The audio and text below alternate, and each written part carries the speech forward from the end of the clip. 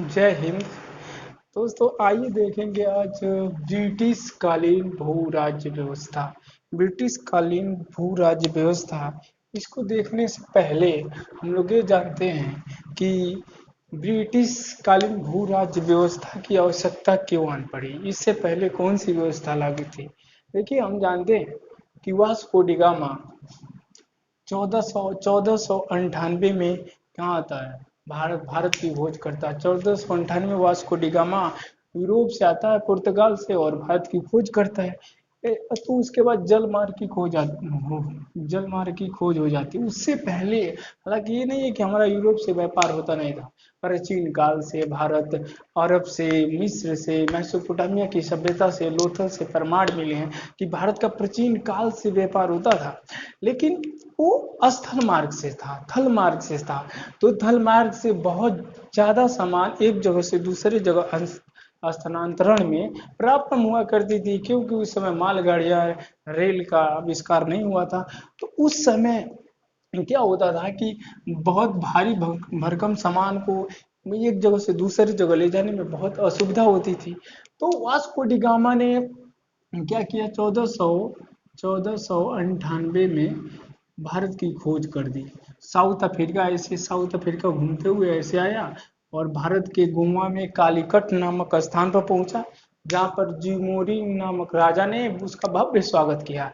और जब Vasco D gamma यहाँ से लौटा, यूरोप गया, तो यहाँ के सामानों को वहाँ 60 गुना लाख पर बेचा। यह देखकर यूरोप के सारे जो यूरोपीय कंट्री थी, वो देख करके बहुत ही प्रभावित हुई और सबको भारत से व्यापार करने की तमन्ना जाग उठी। और उन्होंने तभी से भारत से व्यापार व्यापार के लिए सारे लालायित हो उठे, क्योंकि सीप के माध्यम से, जानते हैं, सब जल मार्ग के रास्ते से बहुत सारा सामान एक जगह से दूसरे जगह ले जाने में सुविधा होती थी। क्योंकि थल मार्ग से उतना सुविधा था नहीं आज के तरह ट्रेन से। तो यहाँ शिप वे यहाँ से क्या होती, पानी वाली जहाज से यहाँ से लेके जाते थे, यहाँ से चले जाते थे सब। तो उसी भरकम में सबसे पहले क्या है, पुर्तगाली आए। सबसे पहले पुर्तगाली आए, उसके बाद से डच आए, उसके बाद से अंग्रेज आए, उसके बाद से फ्रांसीसी आए। और इन सबको अंग्रेजों ने क्या किया, सबको भारत से युद्ध हुआ व्यापार करने के लिए, सबको हरा कर अंग्रेजों ने जीत लिया और व्यापार पर एकाधी अधिकार कर लिया, एकाधिकार कर लिया। हाँ, तो ये एकाधिकार करने के बाद सबसे पहली लड़ाई जो हुई, बहुत इम्पोर्टेंट, भारत पर उनका अस्थायी, देखिए, भारत में वो प्रशासन अस्थायी तरह से शासन करने की कब सोची, 1757 का जो प्लासी का युद्ध होता है, सिराजुद्दौला और अंग्रेजों के बीच में होता है। इसमें क्या करते हैं, इसका सेनापति मीर कासिम इसको धोखा दे देता है सिराजुद्दौला को। और ये युद्ध पहले से ही तय होता है क्या होगा। तो प्लासी के युद्ध में, जो बंगाल में प्लासी इस समय पड़ेगा, उसमें सिराजुद्दौला की हार होती है, अंग्रेजों की जीत होती है। और अंग्रेजों की जीत से पूरी तरह से ब्रिटिश ईस्ट इंडिया कंपनी जो था, सन 1600 ईस्वी में ब्रिटेन में गठित हुआ था। वो ब्रिटिश ईस्ट इंडिया कंपनी में तभी से भारत में लूट खसोस मचा रखी थी। तभी से उनका क्या हुआ, एक धीरे धीरे जो बंगाल का क्षेत्र था उस पर कंट्रोल करना चालू कर दिया। प्लासी युद्ध में हार से अंग्रेजों को बहुत भारी जीत मिली। उसके बाद देखिए 1764 का जो युद्ध होता है, वो बहुत ही, बक्सर का युद्ध 1764 में बहुत निर्णायक युद्ध होता है। क्योंकि शाह आलम द्वितीय यानी बहादुर शाह द्वितीय, अंतिम मुगल बादशाह था, बहादुर शाह द्वितीय था, और सूराजुद्दौला और मीर कासिम, ये तीनों ने मिलकर के अंग्रेजों के विरुद्ध लड़ाई लड़ी। अब उस समय अंग्रेजी सेना का प्रतिनिधित्व हेक्टर मुनरो कर रहा था। हेक्टर मुनरो ने बहुत कुशलता पूर्वक युद्ध किया और भारत के ये जो तीनों शासक थे, इन तीनों को हरा दिया। यानी बक्सर के युद्ध में, जो बक्सर इस समय बिहार में पड़ेगा, इन तीनों को हरा दिया। हराने के बाद ये पूरे, मतलब इनको हराने के बाद क्या हुआ है, हराने के बाद इसका बिहार उड़ीसा उत्तर प्रदेश के बनारस वाले भाग पर पूरी तरह से इसका कंट्रोल हो जाता है। अवध जो कहा जाता था उस समय, तो उस पर ये पूरा कंट्रोल कर लेते हैं। और इस युद्ध के बाद ब्रिटिश ईस्ट इंडिया कंपनी कि जो भी कर्मचारी थे, जो भी अफसर है, उनका मोरल हाई हो गया और भारत में अस्थाई शासन करने की, मतलब अस्थाई शासन की नींव पड़ गई 1764 बक्सर के युद्ध के बाद। उस तरफ अब धीरे धीरे देखेंगे 1765 में आते हैं। 1765 में इलाहाबाद की संधि कर लेते हैं अंग्रेज। इलाहाबाद की संधि में इनको ये लाभ होता है कि ये बिहार, उड़ीसा और उत्तर प्रदेश की दीवानी दीवानी अपने हाथों में ले लेते हैं। ईस्ट इंडिया कंपनी के हाथों में चला जाता है और वहां से किसानों का शोषण स्टार्ट हो जाता है। ईस्ट इंडिया कंपनी के जो भी अधिकारी होते हैं वो भारतीय किसानों पर जुल्म सितम ढाए रहते हैं। वो कर की दर बढ़ा देते हैं, कर की दर बढ़ाते जाते थे, क्योंकि कंपनी को ज़्यादा से ज़्यादा खर्चा हो, ज़्यादा से ज़्यादा इनकम होगी तभी तो लोगों के लिए खर्चा करेगी। और कहा जाता है कि ईस्ट इंडिया कंपनी के लोग उस समय एकदम माला माल होते जा रहे थे, किसान कंगाल होते जा रहे थे।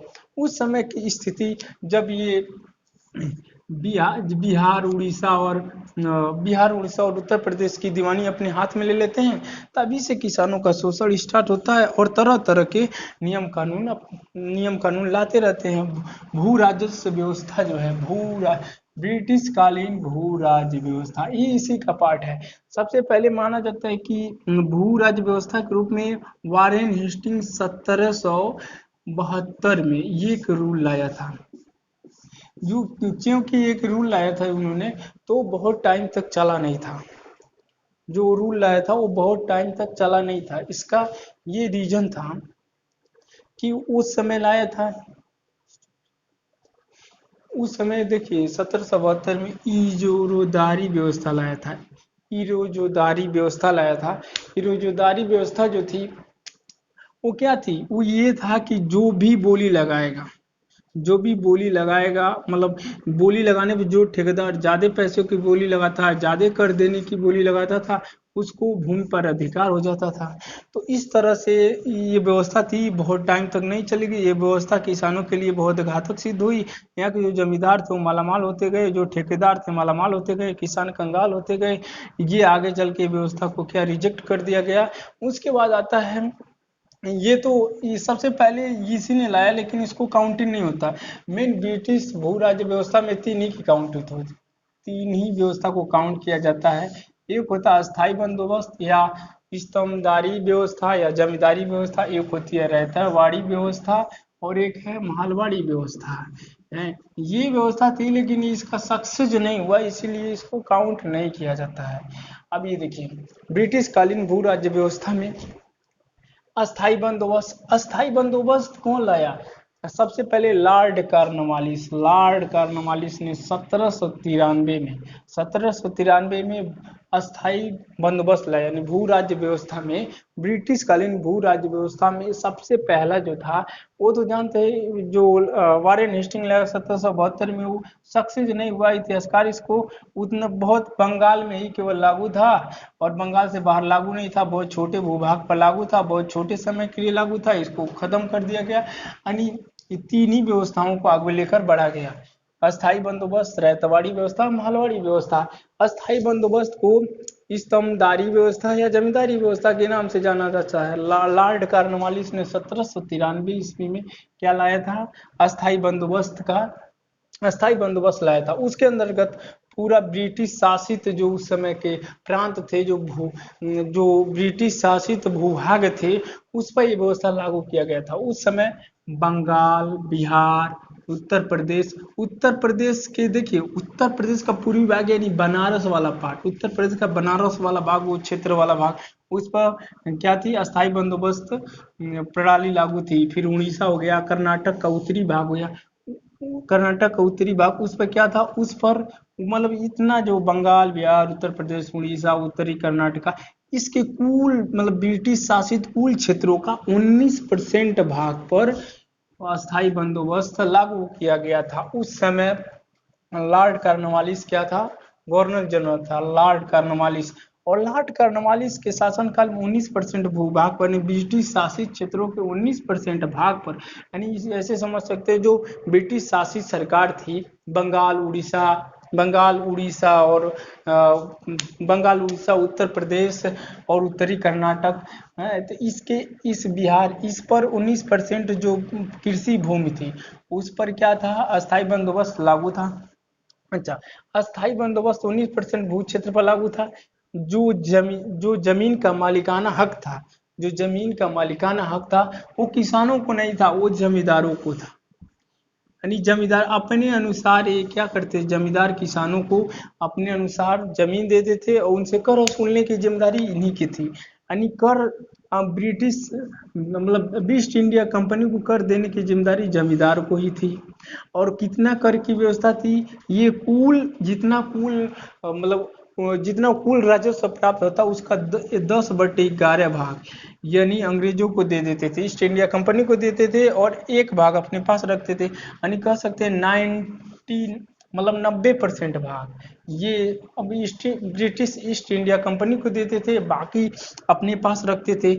ऐसे जमींदार क्या करते, अपने भी लाभ कमाने के लिए किसानों पर जुल्म सितम ढाए रहते थे, हमेशा किसानों को दबा के रखते थे, किसानों का शोषण करते थे। ये किसानों पर ही मतलब अधिक से अधिक मेहनत करने की हमेशा ये डांट लगाते थे, क्योंकि ये जानते थे कि ज़्यादा पैदावार होगी तभी ये 90% भू राजस्व देने में कामयाब हो पाएंगे। अगर ऐसा नहीं करते जमींदार तो इनकी जमींदारी व्यवस्था को समाप्त कर दूसरे जमींदार को लाकर बैठा देते थे अंग्रेज, क्योंकि अंग्रेजों को अधिक से अधिक राजस्व लेने से मतलब था। कैसे कैसे होगा उनको ये मतलब नहीं था, सुविधा देने के मामले में हो, जैसे सिंचाई की व्यवस्था हो, उन्नत खाद्यान्न फसलों के उत्पादन के लिए खाद की व्यवस्था हो, ऐसे अंग्रेजों से कोई मतलब नहीं था। वो केवल टैक्स लेते थे, जिससे किसान दिन ब दिन कृषि छोड़ते गए। किसान मतलब किसानों की स्थिति मतलब दरिद्रता हो गई, मतलब ये किसान मतलब उनके कृषि में ठहराव और अवनति आ गई। किसान मतलब जमींदार मालामाल होते गए, किसान कंगाल होते गए। ये स्थिति आगे ऐसे चलती रही। इस आगे चल करके क्या हुआ, या जमींदारों को इसका कह सकते हैं कि भूमि का मालिक कौन था, जमींदार था हैं। और जमींदार ही भूमि को बेच सकता था, किसानों को दे सकता अपने अपने अनुसार। जो किसान अगर अच्छा पैदावार नहीं करता, जमींदार दूसरों को दे देते थे।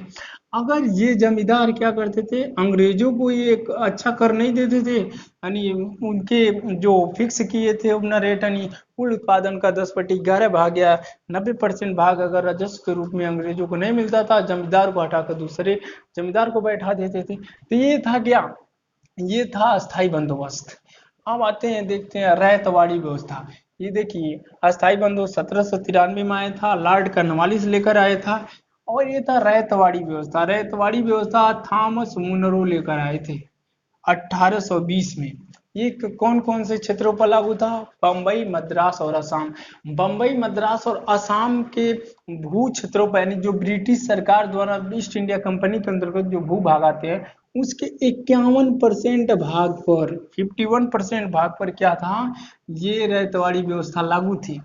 रैयतवाड़ी व्यवस्था नहीं आपसे पूछ ले जे अस्थाई बंदोबस्त, रैयतवाड़ी और महलवाड़ी कौन सबसे ज्यादा क्षेत्रों पर लागू था, तो ये रैयतवाड़ी व्यवस्था था जो बम्बई, मद्रास और असम के ब्रिटिश शासित भूभाग पर लागू हुआ था, 51% भाग पर।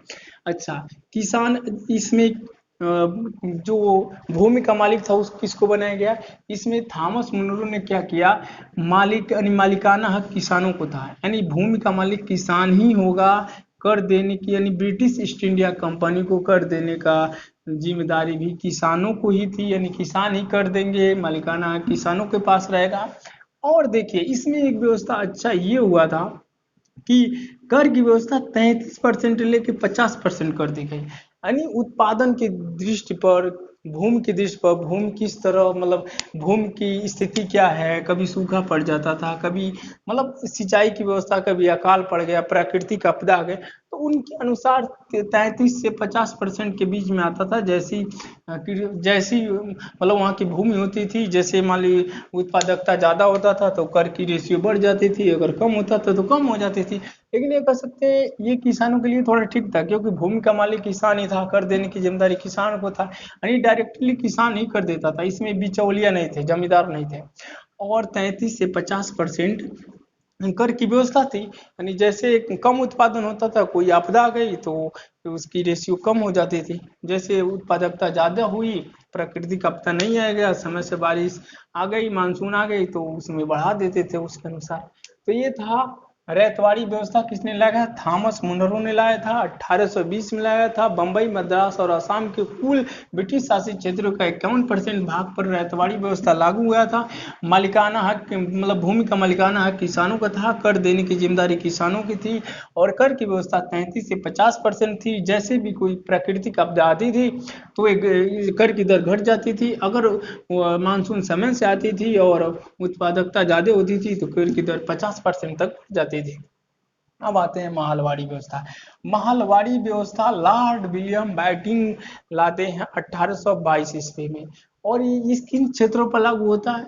मध्य प्रदेश, उत्तर प्रदेश और पंजाब के कुल ब्रिटिश शासित क्षेत्रों के 30% भूभाग पर महलवाड़ी व्यवस्था लागू होती है। महलवाड़ी व्यवस्था में देखेंगे कि मालिकाना हक गांव के लोगों को, गांव के किसानों को सामूहिक रूप से दे दिया गया है, और कर की दर गांव के किसानों या गांव के मुखिया को दे दिया गया। यानी कर कौन देगा? गांव के लोग देंगे, गांव के किसान देंगे, यानी संयुक्त रूप से, मतलब गांव के किसान या मुखिया देंगे। कर की दर यहाँ बहुत ही हाई। बीच में लाइट भाग गई थी। देखिए, ईस्ट इंडिया कंपनी तीन व्यवस्था लेकर आती है: अस्थाई बंदोबस्त, रैयतवाड़ी व्यवस्था और मालवाड़ी व्यवस्था। ब्रिटिश कालीन भू व्यवस्था में अस्थाई बंदोबस्त लॉर्ड कॉर्नवालिस लेके आते हैं 1793 में। उसके अंतर्गत बंगाल, बिहार, उत्तर प्रदेश, उड़ीसा और उत्तरी कर्नाटका था। कुल ब्रिटिश शासित भूभाग का 19% था।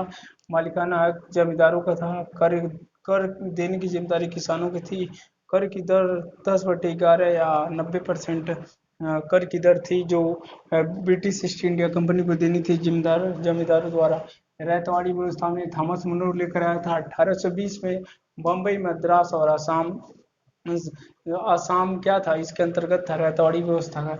उसके कुल भूभाग का 51% भूभाग पर रैयतवाड़ी व्यवस्था लागू थी। मालिकाना हक किसानों का था। कर देने की जिम्मेदारी किसानों की थी, और 33 से 50% कर की दर थी। क्योंकि 33 से 50, जब भी प्रकृति कोई आपदा आ जाती थी, उत्पादकता उतना ज़्यादा नहीं होती थी, तो कर की दर घट जाती थी। अगर मानसून समय से आ गया, वर्षा समय से होती थी, तो उसकी कर की दर बढ़ जाती थी।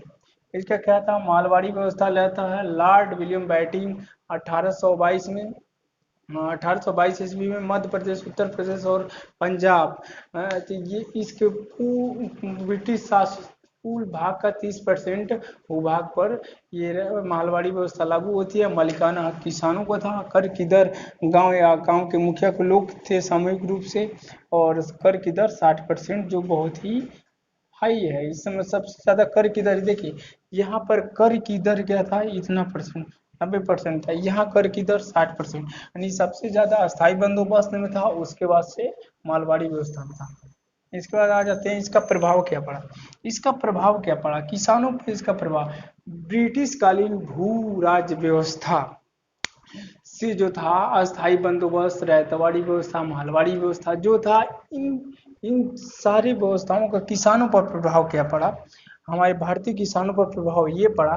पहला प्रभाव देखिए, पारंपरिक अर्थव्यवस्था का विघटन हो गया। जो किसान, उनका पारंपरिक व्यवस्था था उसके अनुसार जो कृषि करते थे, लेकिन क्या इसका ये प्रभाव पड़ा जो ब्रिटिश कालीन भू व्यवस्था था, इसमें ये अर्थव्यवस्था की दृष्टि से आर्थिक नीतियां अंग्रेज अपनाए, और आर्थिक नीतियों के चलते ये ब्रिटिश उपनिवेशवाद का शिकार बन गया। भारतीय किसान जो थे, इनकी कृषि की जो पारंपरिक पद्धतियां थी, ब्रिटिश आर्थिक नीतियों का जो उपनिवेश में ब्रिटेन की जो आर्थिक नीतियां थी, उस उपनिवेशिक शिकार बन गए। ये आर्थिक पारंपरिक विघटन हो गया, यानी पारंपरिक ढंग से वो कृषि नहीं कर पाते, पारंपरिक फसलें नहीं उगा पाते। जैसे प्राकृतिक दृष्टि से जो, जहाँ पर भौगोलिक एरिया में जो फसलें उगानी थी वो उगाते थे, लेकिन अंग्रेज इस व्यवस्था को ही चेंज कर दिए और अपने अनुसार वो कृषि कराने लगे किसानों से, यानी किसानों का शोषण करने लगे। किसानों की स्थिति क्या थी? दरिद्रता हो गई थी, मतलब किसानों की स्थिति तो समझ सकते हैं कि जब उनको कर की दर इतना मतलब हाई कर दिया जाएगा, शोषण किया जाएगा किसानों का, तो किस तरह अपने खेतों में जाकर खुशी खुशी काम करेगा, काम नहीं कर सकता। तो किसानों की स्थिति उस समय क्या थी, दरिद्रता की हो गई थी। यानी किसान कुछ कम, जो भी मेहनत करता वो पूरा कर के रूप में किसानों को दे देता था। अगर इस स्थिति में किसान खेती करता था, पैदावार नहीं होती, तो जमींदार जबरदस्ती इनसे लेते थे। अगर ऐसा नहीं करते तो भूमि को दूसरों को देने का अधिकार था, यानी मालिकाना हक ये जमींदारों का था, इसमें यहाँ तो किसानों का था। तो यानी कृषि की दरिद्रता, मतलब कृषकों की दरिद्रता देखने में, देखिए उस समय जो था, ये जो ब्रिटिश नीतियां, ये भू राजस्व व्यवस्था, वो किसानों की स्थिति को इधर से उधर कर दिया। यानी जो बैलेंस बना के रखते थे, वो बैलेंस क्या था, वो बैलेंस पूरी तरह से खो चुके थे। किसानों के ऊपर तरह तरह के बोझ लाद दिए जाते थे। जो किसान अपने खाने के लिए नहीं उगा पाता था, उसको कर के रूप में इधर देना होता था, वो कहाँ से देगा। और अंग्रेज इस बात को नहीं समझते, क्योंकि ब्रिटिश ईस्ट इंडिया कंपनी को कहीं से भी राजस्व चाहिए था, वो चाहे किसानों के खून को निचोड़ कर लेना था, या जमींदारों किसी भी, मतलब उनको शोषण करके उनसे क्या लेना था, कर के रूप में लेना था। ईस्ट इंडिया कंपनी को अपना वर्चस्व कायम करना था। और ब्रिटेन में जो वहाँ के राजा हुआ करते थे, उनको भी यहाँ से राजस्व प्राप्त होता था। ईस्ट इंडिया कंपनियों को, जो भी ईस्ट इंडिया कंपनी के कर्मचारी थे, इन्हीं से क्या, जब प्लासी का युद्ध, बक्सर के युद्ध के बाद देखेंगे कि इन्हीं से भी उनको राजस्व भी दिया जाता था। यानी जो ईस्ट इंडिया कंपनी के कर्मचारी थे, उनको ईस्ट इंडिया कंपनी से ही उनका मतलब पेंशन कर सकते थे, तनख्वाह कर सकते, सैलरी कर सकते, यहीं से दिया जाता था। और ये किसानों पर इसका बोझ आता था, और किसानों पर इसका बोझ ये पड़ जाता था। इस तरह जब किसान कृषि में असफल हो गए, तो तरह तरह के मतलब धंधे में लग गए, कृषि छोड़ दी। क्योंकि अंग्रेजों ने इतना, देखिए ये जो रैयतवाड़ी व्यवस्था में तो ठीक ठाक था कुछ, लेकिन जैसे भी अस्थाई बंदोबस्त में देखेंगे कर की दर 90%, और महलवाड़ी में देखेंगे 60%। जो किसान इतना नहीं उगा पाएगा तो कैसे देगा उसको, तो ये व्यवस्था चलती रही। ये था कृषि में ठहराव तथा अवनत की स्थिति आई। यानी जब भू राज्य व्यवस्था आ गई, किसानों को जबरदस्ती कृषि करवाने लगे, सब कर की दर इतना बढ़ा दिए कि किसानों का, मतलब किसानों का शोषण होने लगा। और किसान क्या कर रहा, कृषि में ठहराव होगा, किसान मन से कृषि नहीं कर पाता था। वो जानता था अगर हम जो उगाएंगे उसका पूरा तो अंग्रेज ले जाएंगे, कुछ ही परसेंट बचेगा, उसमें किसानों का पालन पोषण नहीं हो पाता था, और बच्चों को सही से शिक्षा और सही से, मतलब इस परिवार की स्थिति को बैलेंस नहीं कर पाते थे। इस तरह वो कृषि को छोड़ने के लिए विवश हो जाते थे। इसी कारण कृषि में ठहराव तथा वह अवनत की स्थिति देखने को मिली। उस समय क्या था, उस समय के जो जमींदार थे, पुराने जमींदार थे, अगर मान लीजिए जमींदार थे, किसानों को देख, मतलब किसानों के फेवर में रहते थे जो जमींदार, तो मान लीजिए जो किसानों के फेवर में रहेगा, मान लीजिए अकाल पड़ा, और किसान जमींदार को उतना कर के रूप में राजस्व नहीं दे पा रहे हैं, तो क्या करेंगे, वो जमींदार भी किसानों के फेवर में ही आवाज उठाते थे। और उतना कर ना देने की स्थिति में ये जमींदारों को ही अंग्रेज क्या करते, ईस्ट इंडिया कंपनी के अफसर उस जमींदार को ही बदल देते थे, और दूसरे पुराने जमींदार के जगह नए जमींदारों को लाकर बैठा देते थे। यानी वही पुराने जमींदारों का उन्मूलन, यानी पुराने जमींदारों को समाप्त कर उनकी जगह नए जमींदारों का उदय होने लगा। और ये क्या था, ब्रिटिश ईस्ट इंडिया कंपनी के अफसरों की एक चाल थी, जो मान लीजिए कह सकते हैं, जो भी अंग्रेजों को सुनेगा, अंग्रेजों के अनुसार चलेगा, अंग्रेजों का एक मुहरा बनेगा, यानी परछाई के अनुसार से काम करेगा, तो वहाँ अंग्रेज उससे खुश रहते थे। क्योंकि इनका जब युद्ध हुआ, प्लासी का युद्ध हुआ, 1857 की क्रांति हुई, उस समय यही जमींदार क्या की, इनका विद्रोह को दबाने में अंग्रेजों का सपोर्ट की, ईस्ट इंडिया कंपनी का सपोर्ट किए, यही जमींदार थे। जो किसानों को, बहुत सारे जमींदार थे जो उससे एग्री नहीं करते थे, ईस्ट इंडिया कंपनी के जो भी अधिकार था, रूल था, वो नहीं मानते, तो उनको बदल के दूसरे जमींदार को बैठा देते थे। उनको ऐसा जमींदार चाहिए जो क्या करे, जो अंग्रेजों के हर एक नीतियों को पालन करे, और जो भी मतलब दंगा, जैसे 1857 की क्रांति हुई, जो उसमें दंगों को दबाने में जमींदार बहुत अहम भूमिका निभाई। क्योंकि जमींदार क्या होते थे, जमींदार जो होते थे, कई गांवों के कई गांव के लोगों को जानते थे। कह सकते हैं कि अंग्रेज एक मतलब ये ऐसी स्थिति बनाए थे कि लोग गांव गांव तक की सबको स्थिति को जान सके कौन कैसे है। इसीलिए जमींदार जो अंग्रेजों के सपोर्ट में आए, इसीलिए अंग्रेज क्या किए, इनको जो अंग्रेजों को सुनता था, अंग्रेजों को मानता था, अंग्रेज की नीतियों को पालन करता था, उनको जमींदारी व्यवस्था दे देते थे। और किसानों पर जमींदार क्या कर शोषण की स्थिति बनाए रहते थे उसमें। कि जमींदार क्या होते थे, मालामाल होते थे और किसान कंगाल होने की स्थिति पर था। इसीलिए वो कृषि छोड़ने के लिए बाध्य हो गया। वाणिज्य कृषि का वाणिज्यीकरण। कृषि का वाणिज्यीकरण क्या, देखिए जो भारत की पारंपरिक फसलें थी, गेहूं था, जौ था, हैं, ये बाजरा था, मक्का था, ये सारी किस्म फसलें तो होती थी। लेकिन ये क्या किया, अंग्रेज आकर जबरदस्ती इनसे वाणिज्यिक फसलें उगाने लगे। बताइए, जो किसान गेहूं या चावल अपने खाने के लिए फसलें उगाता था, उनको जबरदस्ती एकड़ वाणिज्यिक फसलें उगाओ। यही तो एकदम तब्दी की। एकड़ आप कपास उगाना है, कपास उगा, उसने कपास उगाते थे, तंबाकू की खेती करवाते थे, कपास गन्ना, यानी जो वाणिज्यिक फसलें जो मार्केट मतलब कह सकते हैं व्यापारिक फसलें, जो उनको मार्केट में अच्छा खासा दाम मिलता था, उन्हीं फसलों को उगाते थे। उन फसलों के क्या करते थे, इंग्लैंड भी लेके चले जाते थे। क्यों? क्योंकि जल्दी पानी वाली जहाज बनाते थे धीरे से।